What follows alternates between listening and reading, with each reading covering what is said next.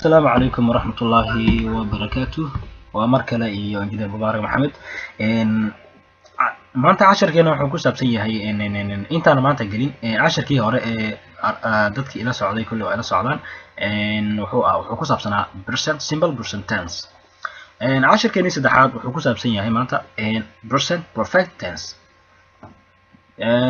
present perfect tense tensiga saddexaad is used for an action which has just completed or finished. Present perfect tense waxaa loo isticmaalaa is used waxaa loo isticmaalaa for an action fal which kaasoo has just completed kaas oo hadda dhamaaday or finished. Bismillah waa finished and completed. Okay. Present perfect tense waxaa loo isticmaalaa fal hadda dhow dhamaaday.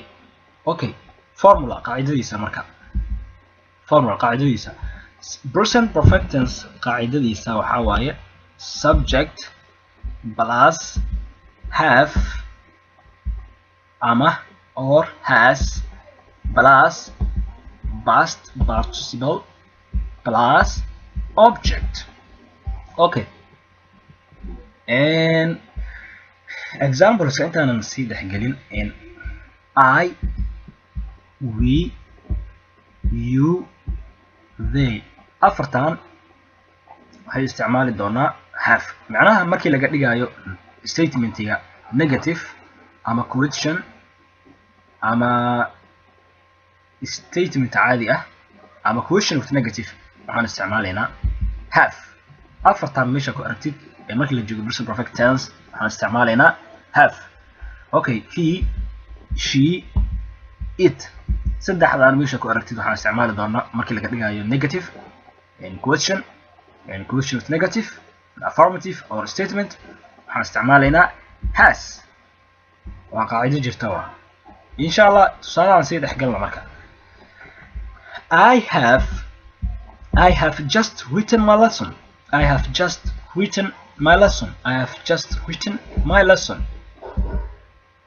I have just written my lesson. hadda dhow ayaan casharkayga qoray macnaha waxaa waaye casharka waa qortay hadda dhow ayaa qortay macnaha waxaa waaye casharkii adoo qoraayo waa ku dhamaaday casharkii waa dhamaysay inta iska dhigtay marka buugii waa dhamaysay waa isku dabooshay agtaadaa dhigtay that means marka waxaa leedahay casharkii waa dhamaysay macnaha waa qortay markaas waxaa leedahay I have just written my lesson. casharkaygii I have just written my lesson. casharkaygii waa qoray hadda dhow ayaan qoray. I was subject. Have waa qaacidadii waa have waa kaas waa rulekii. I have waa verbkii sorry marka I have just written waa bigii ama verb to bigii have inkastoo okay sorry written marka waa past participle. past participle inaan kusii dheeraado ma rabi laakiin hal tusaale idinka bixinaya written oo kale written hadda waa past participle laakiin asalkeeda waxay ka timid right markay tahay waa verb. wrote ay noqonaya marka wrote markay noqotana waxaa waaye waa past. written markay noqotana waa past participle. fadlan haddii aad rabto faahfaahin dheeraad ah ku saabsan past participle ka raadso buugaagta grammarka insha Allah. Okay. tusaale labaad we have just came in. We have just came in. hadda dhow ayaan nimid ama hadda dhow ayaan soo galnay ama hadda dhow ayaan imaanay. Okay, we anaga have just came in. hadda dhow ayaan imaanay waa kaas have.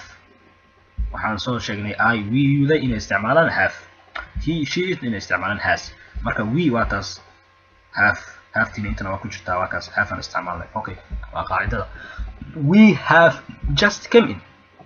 Okay, he has waa kana has. He has just eaten breakfast. hadda dhow ayuu quraacday ama hadda dhow ayuu cunay quraacdiisa. Okay, he has just eaten breakfast macnaha quraacdii waa cunay macnaha waqti shalay camal ma cunin quraacdiisa. hadda dhow tusaale hadda dhow quraacday quraacdii markuu dhamaystay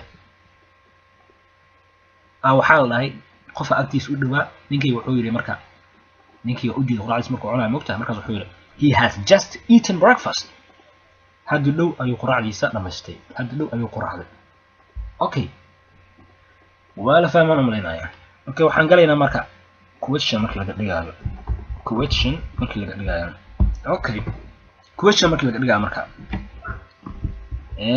question marka laga dhigayo waxaa la soo hormarsiinaa have okay have I just written my lesson have I just written my lesson عشركي ميان قري have I just written my lesson have I just written my lesson عشركي ميان قري waxaan soo sheegnay I we you they markii su'aal laga dhigayo statement markii laga dhigayo iyo markii laga dhigayo question negative intaasba in la isticmaalayo have marka ilaa rulka baad fahamtid oo inta kale waa fahmaysaa have I just written my lesson have I just written my lesson okay عشركيga hadda dhumiyaan qoray have I just written my lesson عشركيga miyaan qoray hadda dhumiyaan qoray عشركيga okay have we just come in hadda dhumiyaan nimid ama hadda miyaan imaanay laba wada kartaa okay and has he just eaten breakfast has he just eaten breakfast has he just eaten breakfast hadda dhow miyuu quraacunay ama hadda dhow miyuu quraacday okay intaas waa dhihi kartaa okay marka aan fiirino markii laga dhigayo negative khiyaarta ani waxaan rabaa kaliya inaan indhaha idin furo ma rabo inaan ku dheeraado okay negative markii laga dhigayo marka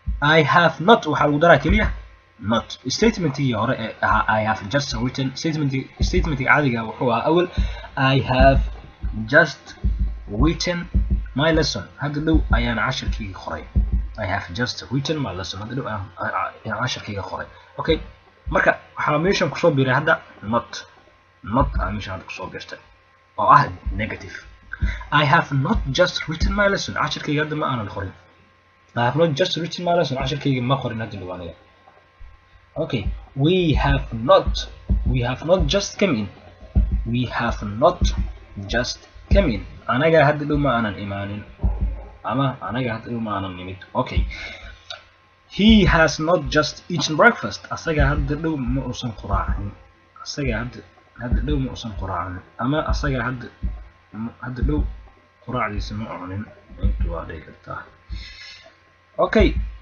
marka waa la fahmaan umaleynaya insha Allah maanta cashirkeena ku saabsanaa present perfect tense waxaan u maleynaa in si fiican loo fahmay fadlan inta ayuu ku egyahay cashirkeena maanta la soco qiimaha kale soo socda insha Allah marka ha iloobi inaad channelka subscribe garayso si casharada kale soo socda la socota insha Allah. Assalamu alaykum wa rahmatullahi wa barakatuh.